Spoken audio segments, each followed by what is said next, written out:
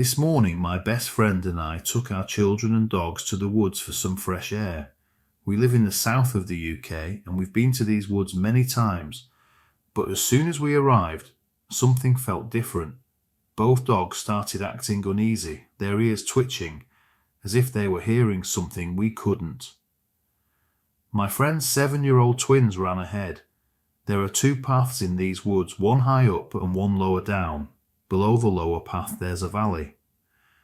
We walked along the lower trail and the twins decided to climb the steep slope to reach the higher path, something they have done many times before.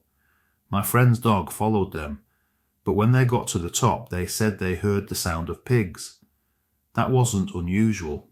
Sometimes pigs do roam in those woods, so at first we didn't think much of it, but within seconds the twins were gone.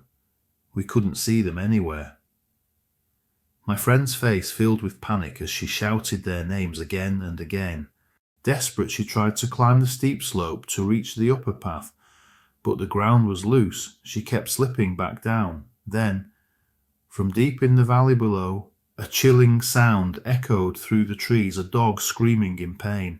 She stopped trying to climb the hill. She thought it was her dog. She began calling for it, frantic, but the screaming only got louder and more painful. It made her panic even more. Without thinking, she turned and tried to climb down into the valley, desperate to help what she believed was her dog. Out of the corner of my eye, I saw movement. It was her dog. It was walking toward us, from the direction where the twins had last been seen. And the moment we saw the dog, the screaming from the valley stopped completely. Then, a woman appeared. She stood at the top of the slope and called down to us. She said the twins were walking back toward the start of the woods. We quickly shouted a thank you to her. My friend, still shaken, told me she'd run ahead to find her children. We both looked up again to where the woman had been standing, but she was gone. Confused, we looked around trying to see where she might have gone, but there was no trace of her. It didn't make sense. There was nowhere for someone to disappear that quickly. Then from the exact spot where she had just been standing, a huge herd of deer, at least 50 of them, burst out of the trees. Their hooves thundered against the ground as they raced past us, heading straight into the valley below, towards the place where we had heard the dog screaming. My friend didn't wait any longer. She turned and ran ahead to find her twins. I was left standing there with her dog, my dog, and my 4-year-old daughter. As I walked toward the entrance of the woods, I heard rustling in the valley beside me. I looked down and saw 5 more deer, running in the same direction as the herd from before. I picked up my daughter so she could see them too. She watched for a moment, then I set her back down. Just as I did, I heard a strange sound. It came from the valley, very close to us. It sounded like someone mimicking the sound of an old phone ringing. I stopped. I looked into the trees, but I couldn't see anything. As I turned to keep walking, the sound started again, but the moment I looked back it stopped. Both dogs were acting nervous, constantly looking behind us. I tried to pull them forward, but something in me, a deep instinct, told me my daughter wasn't safe. Whatever was in those woods, or whoever it was, it felt like they were trying to separate us. So I ignored the sound. I pulled my daughter close, and I hurried toward the start of the woods as fast as I could. When we turned the final corner, I saw my friend with her twins. She had found them. But something was off. Both children looked pale. My friend knelt beside them, trying to comfort them, but they were still shaken. They told us they had started singing as they walked because every time they stopped, they heard twigs snapping and leaves crunching around them. But whenever they looked, there was nothing there. Then, they said they met a woman standing on the path. At first, she seemed familiar, like someone they'd seen before, but something about her face didn't look right. It was too smooth, too shiny, almost unnatural. The woman didn't say much. She just told them to walk down the path. Feeling uneasy but not knowing what else to do, they listened and walked back. The twins said they recognised her from school, but my friend and I know everyone from that school. Neither of us had ever seen her before. They also told us they heard us calling their names, and they shouted back, but we never heard them. My friend and I both heard the strange sounds.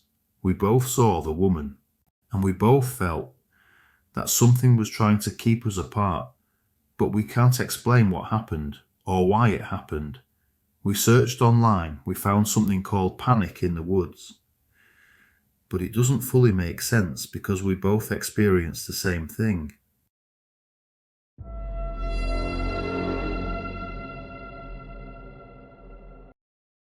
In 2023, my partner and I were staying at his mum's house. Most days we'd get home from work around 5:00 p.m. and head into the woods, the ones in the hills just outside our town. These woods are huge, stretching about 12 miles long and 4 miles wide. Open fields and farmland break them up into different sections, each with its own name. Some parts have narrow trails, while others are thick with trees, making it easy to feel far from town. If you keep walking, you can pass from one section to another, exploring different areas along the way. You can even cross the hills from one side to the other, though much of the way goes through dense forest and the terrain gets steep, especially if you are coming from the south. The part we always visited was called Windown Woods. We went there almost every day after work. It became a routine our way to unwind. We'd follow our usual path, walking and chatting about our day along a well-worn trail in the woods. Now this trail loops around a large cluster of trees, and more trees line the outside. If you looked at it from above, it might resemble a messy donut. We were on the part of the trail that leads back to the top of the woods, a spot we call Point A. Along this same path you eventually reach a junction where several trails meet, and from there you can follow a route down to the car park. As we were walking, we saw a man in the distance standing at Point B, a trail that leads deeper into the forest past Windome. We still needed to reach the junction where the paths met so we could head back to our car. Even though he was far away, I felt uneasy.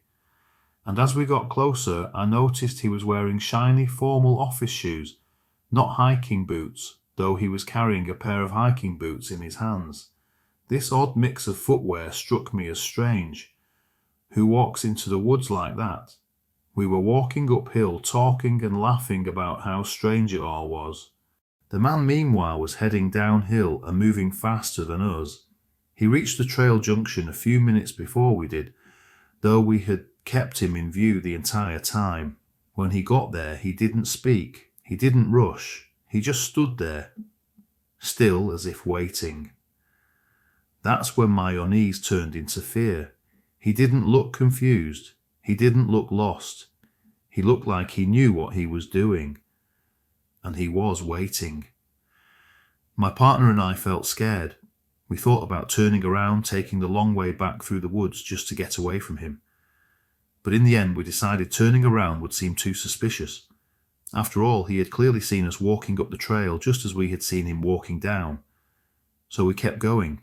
He was still there standing and staring, his shoes still in his hands. We had no choice. To get to the trail down to the car park, we had to pass right by him. As we got closer, I noticed something that made my heart sink. He was wearing a dark backpack, and sticking out from it was a handle. I was sure it was a hammer or an axe. There was no other explanation. Even when he was standing still, he never took out his phone, never checked a map, nothing. As we passed him and began walking toward the car park, he suddenly started moving again, not randomly, but with purpose, as if he knew exactly where to go. He didn't speak, didn't use a phone, he just followed quietly behind us. By then I was terrified, and even my partner, who usually doesn't get nervous about anything, was frightened too. I often get anxious over small things. But this felt wrong, deeply wrong. There were no other cars in the lot, just ours. So what was he doing there? We hurried along, walking quickly but not running because we didn't want to draw more attention. After what felt like forever, we reached our car. We locked the doors, started the engine and drove off without looking back, not even once. Even now I still think about that man, how he moved, how he stood, how he followed us without saying a word. Sometimes I wonder, were we the ones acting strangely, or was he just an odd guy out for a walk? But then, just last week my partner and I were at a friend's birthday party. It was a small gathering at their house, just hanging out, meeting new people, having a great time. As the night went on, we started sharing weird experiences we'd had. A few of the girls at the party work at a nature reserve called Fine Court. It's one of the wooded areas I mentioned earlier. When we told our story, their faces grew serious. One of them, Ava, said she had experienced something even creepier in those same woods, and she felt it was important to share it. One evening, Ava was working a closing shift at the reserve. She and her manager were cleaning up the cafe doing the final checks. Her manager told her he could finish the rest himself and that she could head home. Of course, she was happy to go. Later that night, she received a strange text from him. It said, "Don't ask, just don't come into work tomorrow." She found out later what had happened. After she left, her manager had finished the cleaning and walked to his car. As he got in, a man came out of the woods, rushed towards him and tried to grab his keys. The manager fought back, struggled, until he finally pushed the man away, jumped into his car, locked the doors, and drove off. He called the police right away. That same evening, a neighbour in a small village a few miles from Fine Court had reported signs of a burglary next door. Police suspected the same man might be involved. They started piecing together the timeline. Then came another call from a prison hospital in a town on the opposite side of the woods. They reported an escape.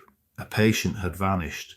Turns out this man had escaped, cut his hair and walked miles through back roads and forest trails. He broke into a house one he thought was empty, but it wasn't.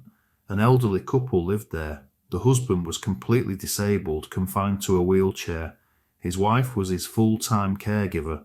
The man stole a few items and vanished into the woods again, looking for a car to steal. My partner and I are convinced that the man we saw in Windholm Woods was that man. The timeline matches. The month, the location, the behaviour. He tried to steal the manager's car, failed, and ran back into the woods. We clearly remember how he lingered around the trail junction, how he didn't say a word, how he followed us. But thankfully, the police caught him in the nearby woods.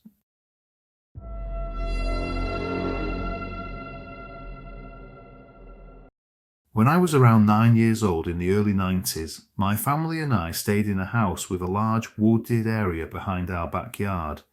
The trees were tall and the ground was covered in leaves. The woods weren't big enough for someone to get lost in forever, but they were large enough that it took about 20 minutes to reach the middle. Small trails wound through the trees, and sometimes I saw squirrels, birds, even rabbits darting through the bushes. Some parts were so dense that once inside you couldn't see any of the neighbourhood houses. To my friends and me, it felt like a special place. We spent our summers playing there, running through the trees, making up adventures. My mum let us go as long as we came back before sunset.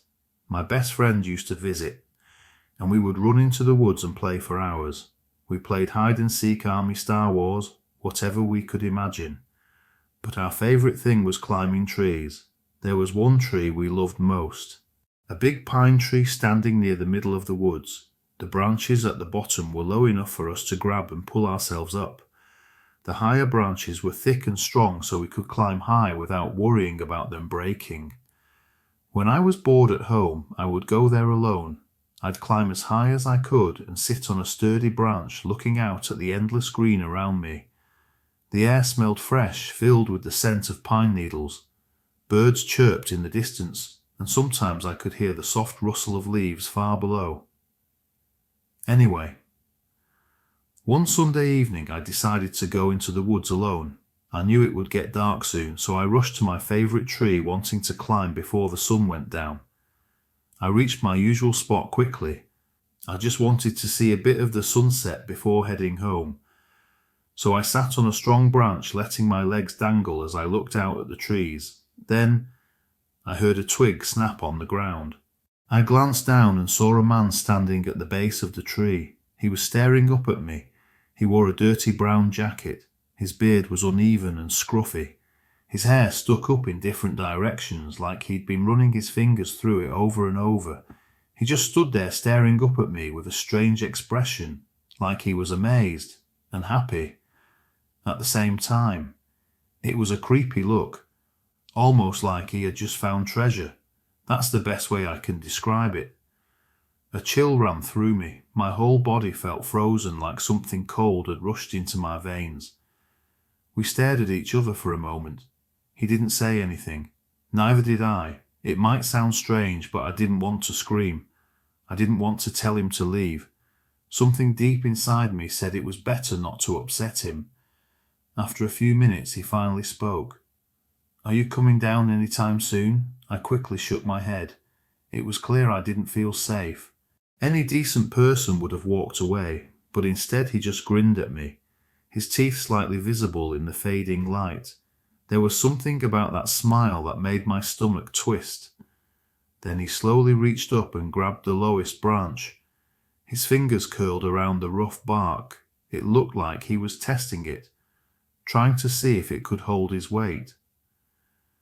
My heart pounded as I realized he might be thinking about climbing up to me, but fortunately the branch was too thin, too weak to support a grown man. It bent slightly under his grip. He let go. He seemed to realize the branch wouldn't hold him and gave up.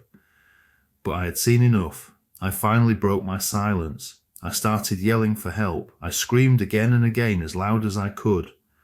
The man took a few steps back from the tree, mumbling and cursing under his breath. He waved his arms wildly, as if he was arguing with someone who wasn't there. Then he made a strange motion, like he was shoving an invisible person. After a moment, he turned and walked away. I don't think anyone heard me. No one came to help. I stayed up in that tree for what felt like hours, too scared to come down. I wasn't sure if he was really gone. Finally, as the sun started to set, I knew I couldn't stay up there all night. I took a deep breath and climbed down. The moment my feet touched the ground, I ran, as fast as I could, toward my house, afraid he might jump out from the shadows and grab me. But he never did. I made it home safely and told my parents everything. My dad went out to check the woods, but he didn't find anyone. It was as if the man had disappeared. We lived in that house for 2 more years before moving to a bigger place across town. But after that night, I never played in those woods again. The place that once felt magical, like our own private world, now felt unsafe. Even during the day, I avoided going near the trees. I still think about that man sometimes. What if I had climbed down? What would he have done? I have no idea. And honestly, I don't think I ever want to know.